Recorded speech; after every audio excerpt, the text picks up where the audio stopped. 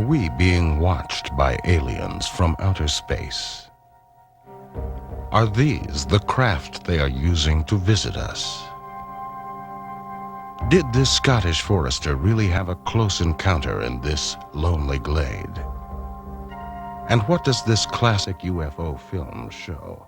A flying saucer or something more down to earth?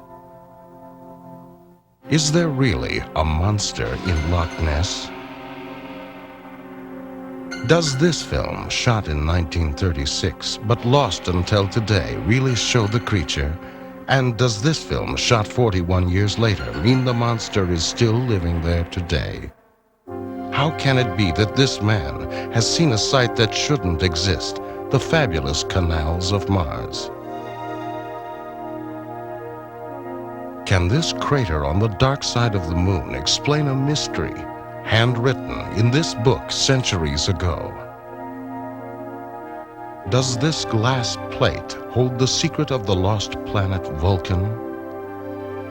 And can this computer crack the oldest astronomical riddle of all? What was the Star of Bethlehem?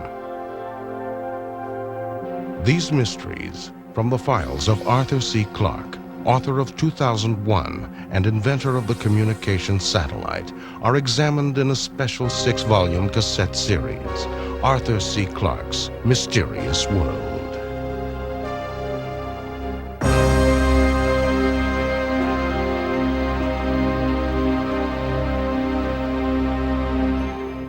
For ordering or information regarding this series, call 1-800-538-5856. And now the journey begins into Arthur C. Clarke's Mysterious World.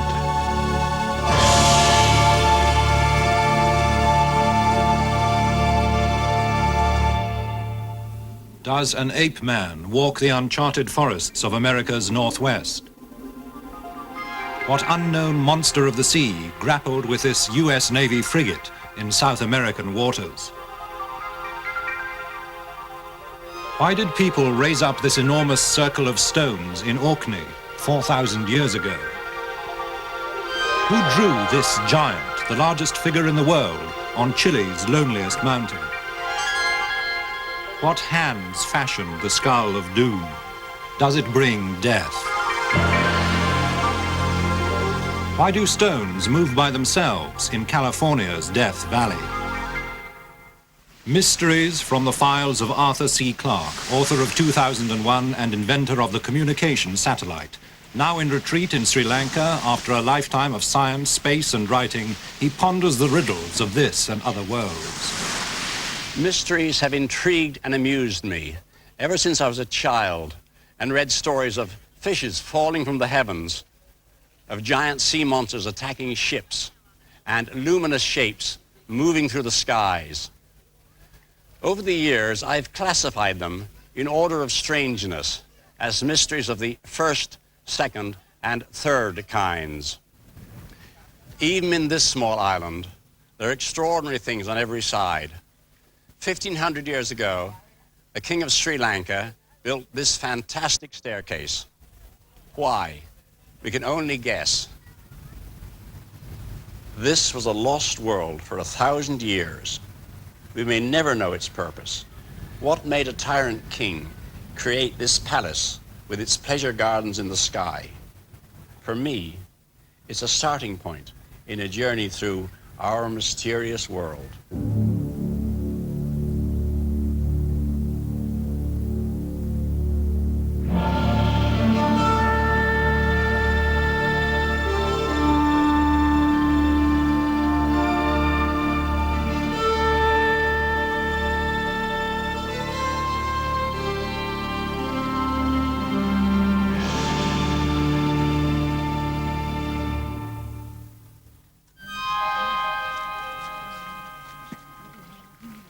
Well, here we are in the middle of India on a beautiful, bright, sunny day.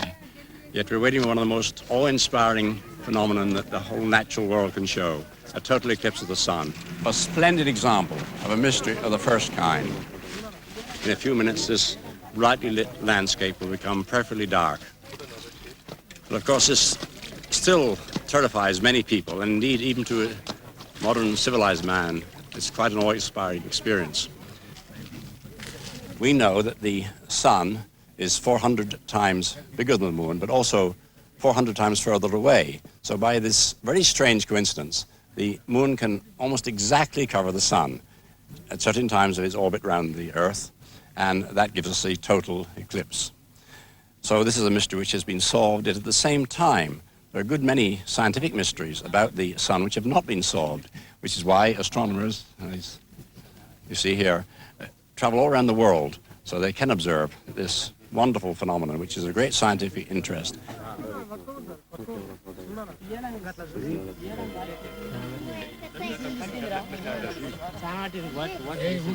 No, it's aluminium foil.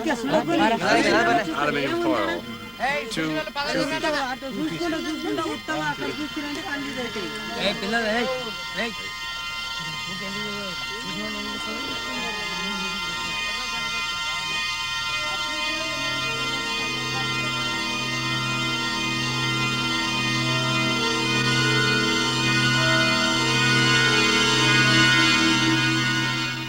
Already the light on this landscape, which was so brilliantly illuminated half an hour ago by the full tropical sun, is fading to a sort of grey. Did you hear that, the cock crowing?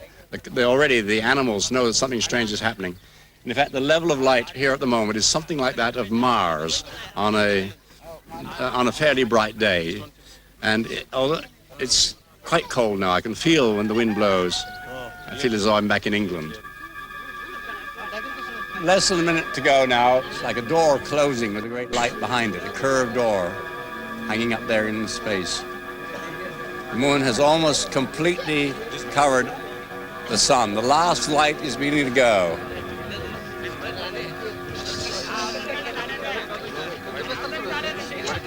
Just a tiny, narrow thread of light, that's all. Hear screams around me, people are scared of what's happening. The landscape around us fades out. Only the very narrowest thread now. Just a few seconds left. It's going,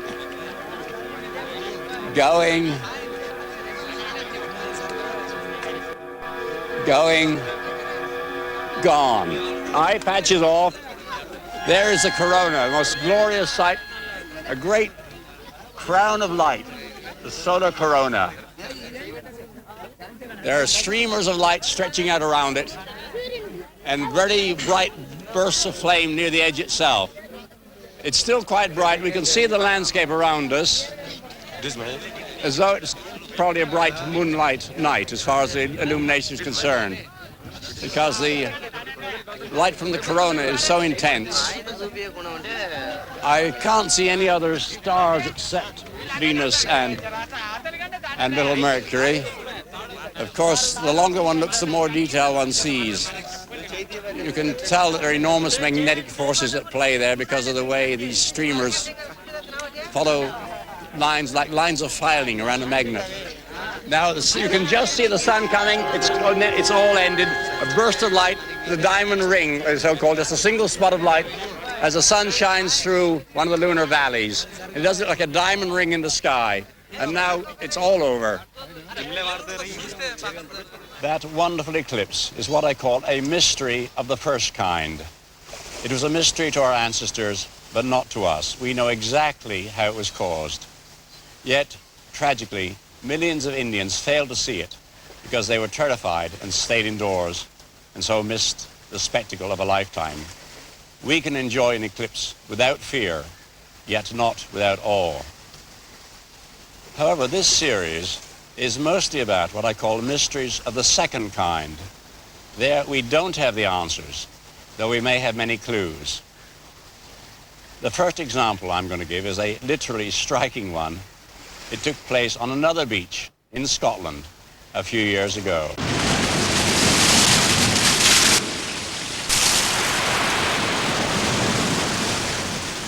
It was in 1966 that a terrifying visitation came to the beach cafe where Mrs. Jean Meldrum and her mother, Mrs. Evelyn Murdoch, were working.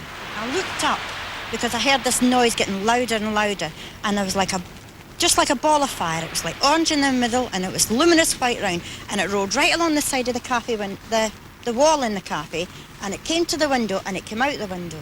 And I came up, lifted up the way to have a look to see what this was, and the thing came out the window and battered across the front of my chest. And then it vanished because I picked the kid up and I went inside because everybody was panicking by this time.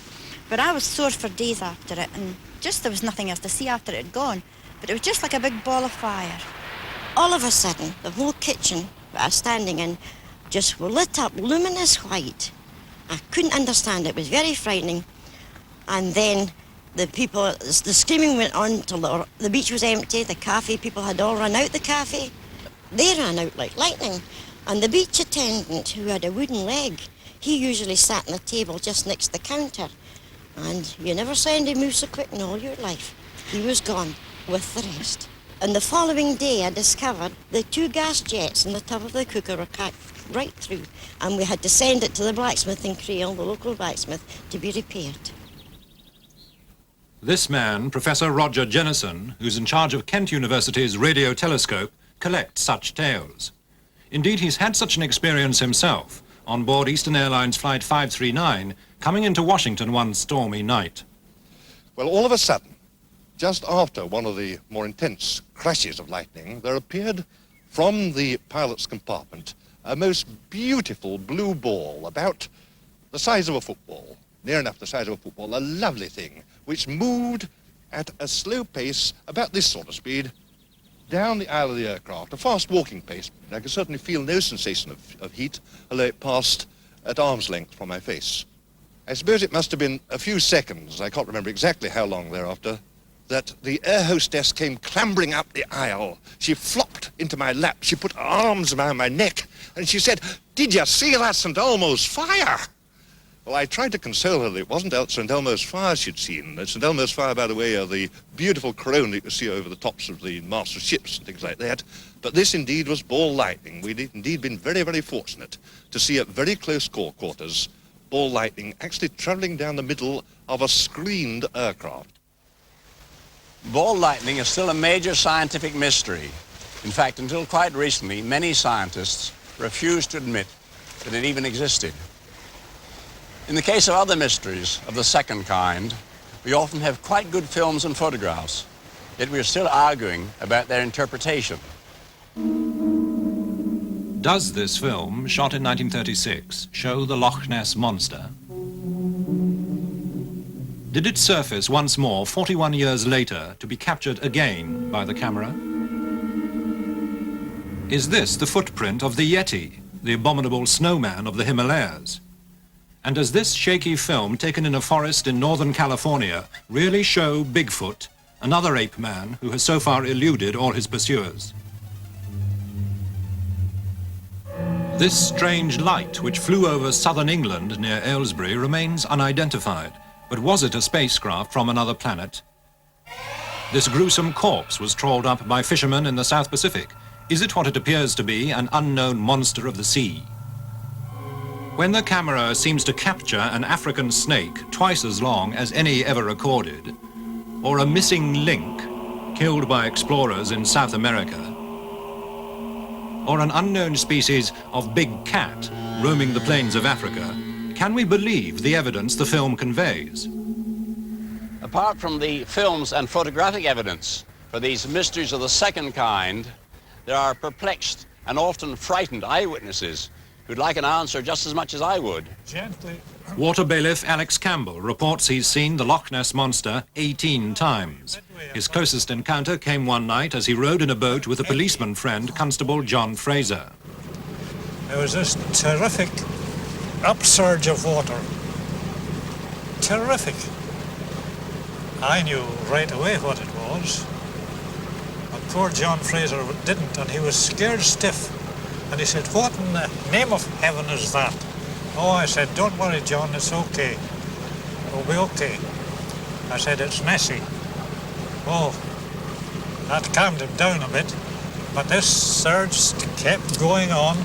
And then after what seemed to be 2 or 3 minutes, the surge still going on, we heard it breathing. And it was fantastic itself, that, because it was sounded exactly like a horse that had been running, and it was sounded like this.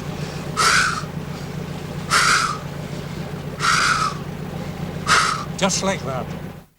This Belgian helicopter pilot, Colonel Remy van Leerde, was menaced by a gigantic snake. He was operating in the Congo. Now when I came down on that snake in his hole, on approaching it at the minimum speed, I would say at 20, 25 miles, and I would say at about 25, 30 foot up, the snake raised up by about, I would say, 10 foot.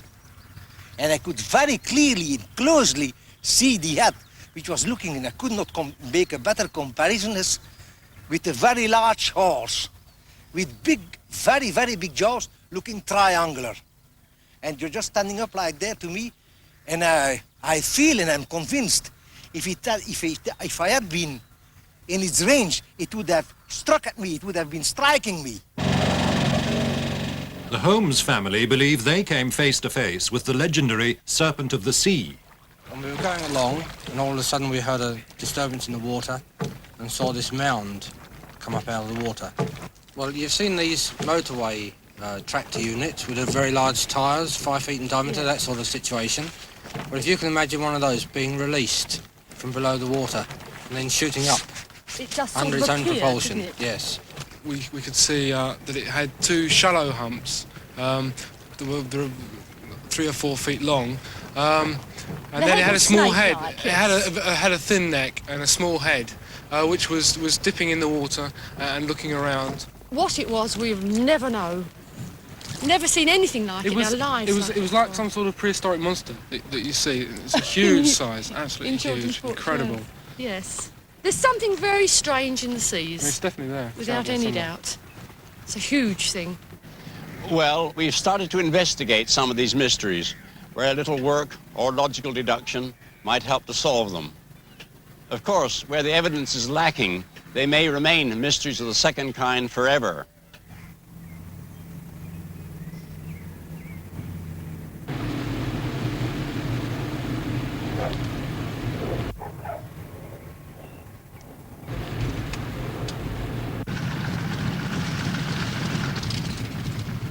The steamy airport at Palma Sur, set deep in banana country near Costa Rica's border with Panama.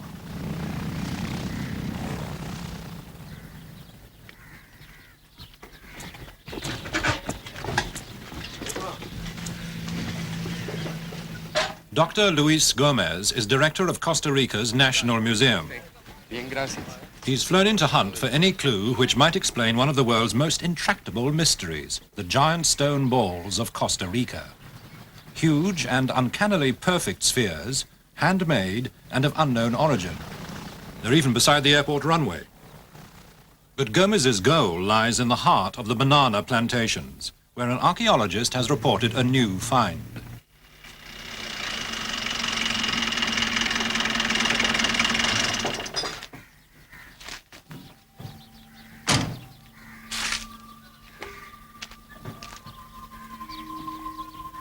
For 50 years, since the giant stone balls were first brought to their attention, archaeologists have travelled here hopefully, but none has arrived at any explanation of their purpose or their date.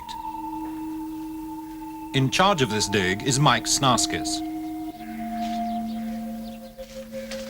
Hello, Mike. Wait. How are you? It's about time you're here. This is hard work. I imagine so in this heat. No, listen, this is something we found, not only this one, which looks to be about the size of the one that's in the Palmar Airport, but also over here about 100 yards, another large one.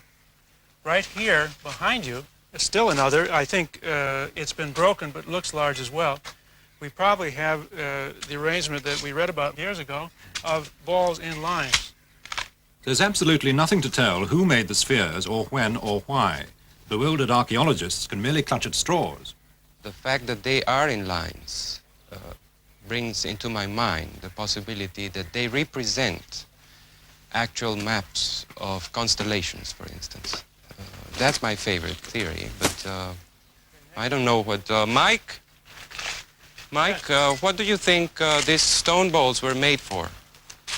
Well, Luis, that's it's a difficult question. Now, I, as an archaeologist, should know better than anyone what these balls represent, and in fact, I know almost nothing. More than 1,500 giant stone balls have so far been found, the biggest 8 feet across and weighing 16 tons.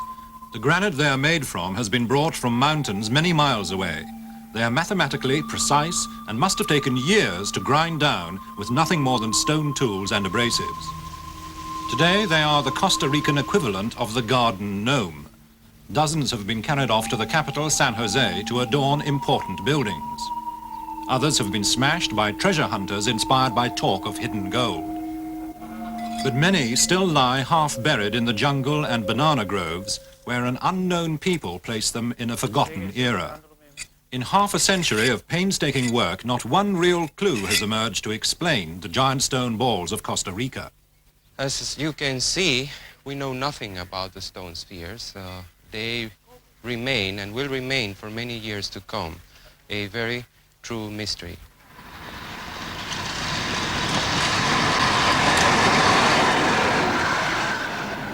A few clues and a little logical deduction may, however, have helped this German scientist to find an astonishing explanation for another group of mysterious objects from the past. Dr. Arne Eggebrecht, director of the Hildesheim Museum, took us to Munich, to an exhibition of treasures from ancient Iraq. There, modestly displayed, are 3 relics from old Baghdad.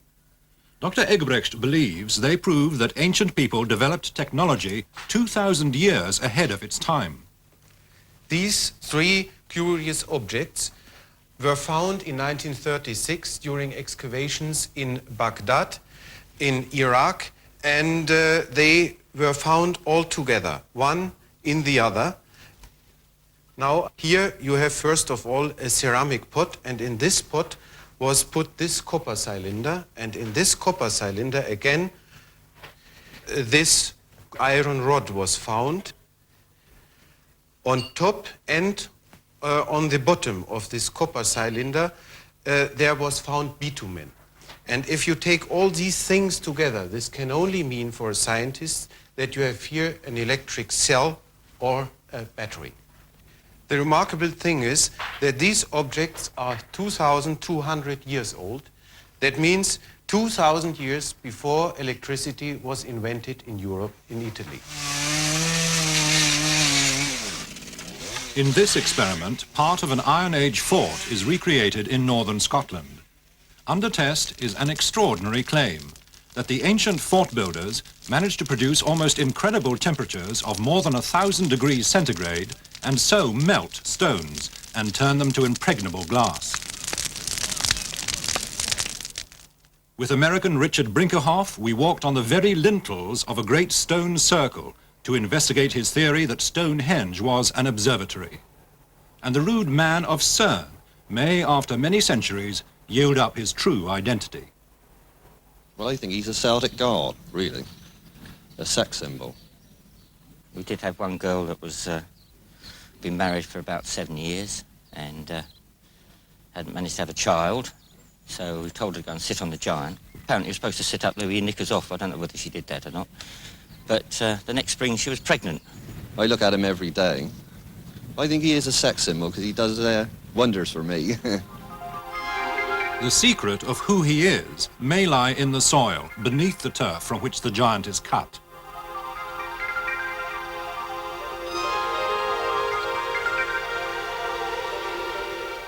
Our tests, using the latest scientific techniques, reveal that the giant, who looks like this today, may once have looked like this. The clue to his name and date lies in the line under his arm. A mystery of the third kind is something where we just haven't a clue. It's absolutely unaccountable. If they exist, psychic phenomena would be mysteries of the third kind.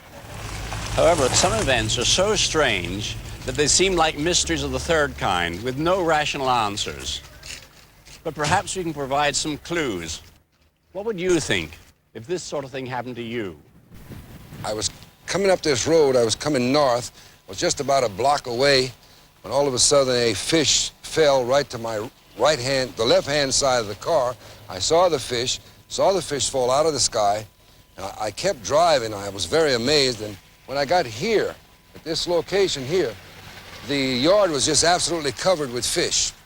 And I was amazed. I stopped, and just about that time, other people started getting here, and everybody was just amazed at the whole thing and just couldn't believe it. Couldn't believe that the fish had just dropped out of the sky. We heard something thudding against the umbrella, and when we looked, to our amazement, it was a shower of frogs, and they still were coming from the skies. There were hundreds of them. Our umbrella was covered, all our shoulders were covered, and as we looked up, we could see them coming down like snowflakes. We happened to be in the dining room. First of all, we heard this terrific clatter.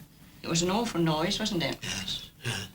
We rushed out and went down into the garden, and presently a load of broad bean seed came over, and we both ducked.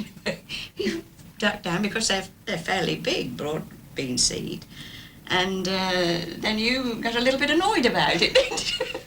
I turned round to the wife and I said, well, this is bloody silly. I couldn't help it. Looking around, we found they were in the middle of a shower of hazelnuts coming from the sky. And they were dropping on the cars, falling in the gutter, and I should think there would be as many as we saw, about 350 of them. It was very clear. The sky was blue, and there was one small cloud there, but there was no aeroplanes or anything like that about for them to come down from there. How they came and where they came from, I have no idea, but I have thought that it might be a vortex that sucked them up, but I don't know where you suck up hazelnuts in March. Our universe is such a strange and wonderful place that reality will always outrun the wildest imagination.